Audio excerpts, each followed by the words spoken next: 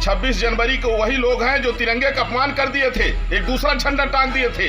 ये वही लोग हैं जो रोड जाम कर देते हैं। ये वास्तव में किसान नहीं है, बल्कि शेर की खाल ओढ़े हुए ये सियार लोग, गीदड़ लोग जो है डटे हुए हैं। इनके पीछे कुछ मंडी के बिचौलिए हैं और कुछ राजनीतिक पार्टी के एजेंट हैं जो अपनी सियासी लाभ के लिए गवर्नमेंट को बदनाम करना चाहते हैं।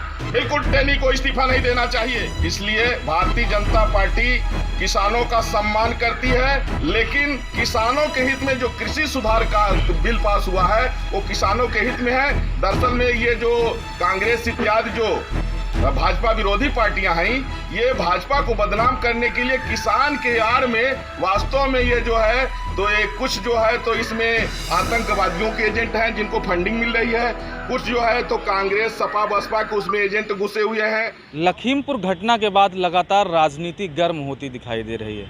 आपको बता दें कि लखीमपुर घटना पर श्री धाम अयोध्या से आचार्य परमहंस ने बयान दिया है कि लखीमपुर में जिनकी मौत हुई है वो किसान नहीं खालिस्तानी थे। और साथ ही साथ में आचार्य परमहंस ने कांग्रेस पर जमकर निशाना साधा है कि कांग्रेस देश बांटने का काम कर रही है, देश विभाजन का काम कर रही है।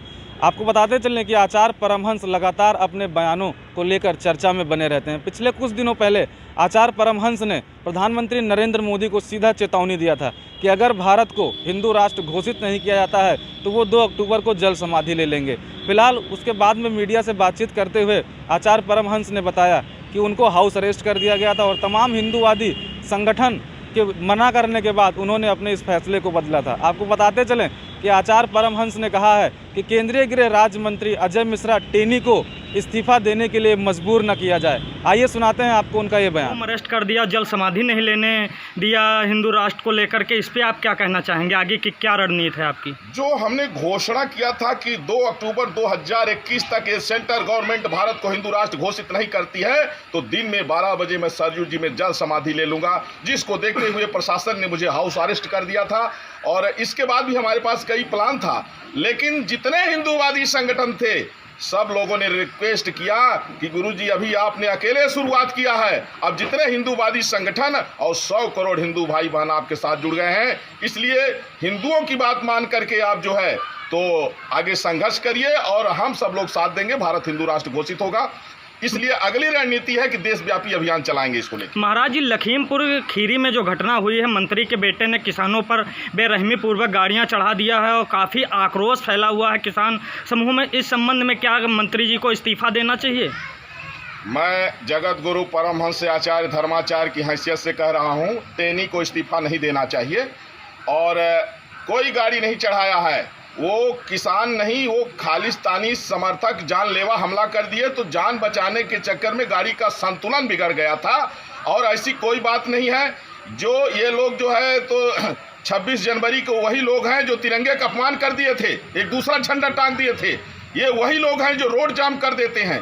ये वास्तव में किसान नहीं है, बल्कि शेर की खाल ओढ़े हुए ये सियार लोग, गीदड़ लोग जो है डटे हुए हैं। इनके पीछे कुछ मंडी के बिचौलिए हैं और कुछ राजनीतिक पार्टी के एजेंट हैं जो अपनी सियासी लाभ के लिए गवर्नमेंट को बदनाम करना चाहते हैं। बिल्कुल टेनी को इस्तीफा नहीं देना चाहिए और न्याय की सत्य की विजय होती है। टेनी ने कोई गलत नहीं किया है और जो ये किसान के आड़ में जो लोग जो है तो सियासत कर रहे हैं, इनके ऊपर अब प्रियंका वाड्रा का इसमें क्या रोल है? प्रियंका कोई किसान है क्या?